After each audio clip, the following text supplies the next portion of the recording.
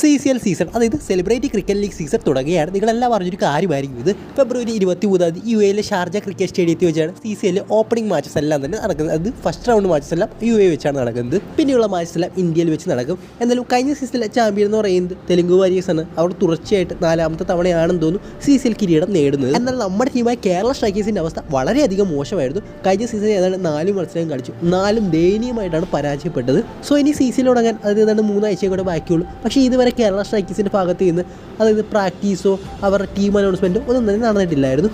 എല്ലാവരും വിചാരിച്ചു ഈ ഒരു സീസണിൽ കേരള സ്ട്രൈക്കേഴ്സ് ഇറങ്ങുന്നില്ല എന്ന് പോലും. എന്തായാലും അങ്ങനെയൊന്നുമില്ല, കേരള സ്ട്രൈക്കേഴ്സ് പ്രാക്ടീസ് ആരംഭിച്ചിരിക്കുകയാണ്. അവർ പ്രാക്ടീസ് ചെയ്യുന്ന ദൃശ്യങ്ങൾ അവരുടെ ഒഫീഷ്യൽ ഇൻസ്റ്റാഗ്രാം പേജിലൂടെയാണ് ഇപ്പോൾ പങ്കുവച്ചിരിക്കുന്നത്. നമുക്കറിയാം കേരള സ്ട്രൈക്കേഴ്സിൻ്റെ എക്കാലത്തെയും വലിയ നെടുന്തൂണായ രാജീവുള്ള പ്രാക്ടീസ് ചെയ്യുന്ന ഒരു ഇമേജ് അവർ പങ്കുവച്ചിട്ടുണ്ട്. അതാണ് അവർ ആദ്യം പങ്കുവെക്കുന്നത്. അത് കഴിഞ്ഞുള്ള കേരള സ്ട്രൈക്കേഴ്സിൻ്റെ മെയിൻ താരങ്ങളായ അർജുൻ നന്ദകുമാറും വിവേക് ഗോപനും അവരുടെ ഒരു പ്രാക്ടീസ് സെക്ഷൻ നമുക്കിവിടെ കാണാൻ സാധിക്കുമായിരുന്നു. കഴിഞ്ഞ വർഷത്തെ അവരുടെ ഏറ്റവും വലിയ ദൗർബല്യം എന്ന് പറയുന്നത് ബോളിംഗ് ആയിരുന്നു. ബോളിംഗ് സൈഡ് ഭയങ്കര വീക്കായിരുന്നു. എസ്പെഷ്യലി മണിക്കുട്ടൻ, മിനു മോഹൻ, ഇവരുടെയൊക്കെ ബോളിംഗ് എന്ന് പറയുന്നത് വളരെ മോശമായിരുന്നു. ഇവരെ ഇനി എത്ര പ്രാക്ടീസ് ചെയ്ത് ഗ്രൗണ്ടിലേക്ക് കൊണ്ടുവന്നാലും അവരുടെ ബോളിംഗ് മികച്ചതാവും എനിക്ക് തോന്നുന്നില്ല. സോ ഇവർക്ക് 2 റീപ്ലേസ്മെൻറ്റ് ഉറപ്പായിട്ടും കേരള സ്ട്രൈക്കേഴ്സ് കൊണ്ടുവന്നിരിക്കണം. സോ ഇതിനെക്കുറിച്ചുള്ള കൂടുതൽ കാര്യങ്ങളൊക്കെ നമുക്ക് അടുത്ത വീഡിയോയിൽ സംസാരിക്കാം. അതായത് കേരള സ്ട്രൈക്കേഴ്സിൻ്റെ ദൗർബല്യം എന്താണ്, ശക്തി എന്താണ്, അവരെന്തൊക്കെയാണ് ഇനി ചെയ്യേണ്ടത്, എന്നാലും അതുമായിട്ട് ബന്ധപ്പെട്ട ഒരു വീഡിയോ നമുക്ക് അടുത്തതായിട്ട് ചെയ്യാം.